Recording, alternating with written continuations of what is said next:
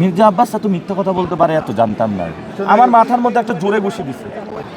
এখন আমি কি বলবো, প্রার্থী হিসাবে আমি মায়ের খাই সমস্যা নাই, কিন্তু আমি দাঁড়ায় থাকবো ইনশাল্লাহ ভোট শেষ হওয়া পর্যন্ত। আমার সাথে একজন প্রবেশ করেছে, আমার সাথে তো অনেক লোক প্রবেশ করে নাই।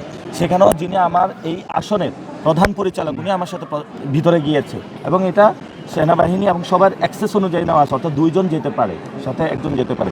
সে অনুযায়ী আমরা গিয়েছিলাম।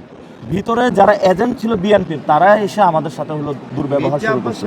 মির্জা আব্বাস এত মিথ্যা কথা বলতে পারে এত জানতাম না। মানে মানুষ বয়স হলো সত্যের একদম কবরের পা চলে গেলে সত্য কথা বলে, উনিজন মিথ্যাচার শুরু করছে। এখন আমরা কি বলবো, মিথ্যাচারের জবাব আমরা ব্যালটের মাধ্যমে দিবে। এখন তো মির্জা আব্বাস সন্ত্রাসী বাহিনী, সেখানে যে আমরা কিছু করতে পারবো, ব্যালটের মাধ্যমে আমরা ইনশাল্লাহ জবাব দিব। বানচাল এটা উনি বলেছে, উনি মায়েরও দেয়, আবার মানে ওইটাও বলে। তো হ্যাঁ, আহত হয়েছে, অনেক ঘুষি টুষি দেওয়া হয়েছে। আমার মাথার মধ্যে একটা জোরে ঘুষি দিছে।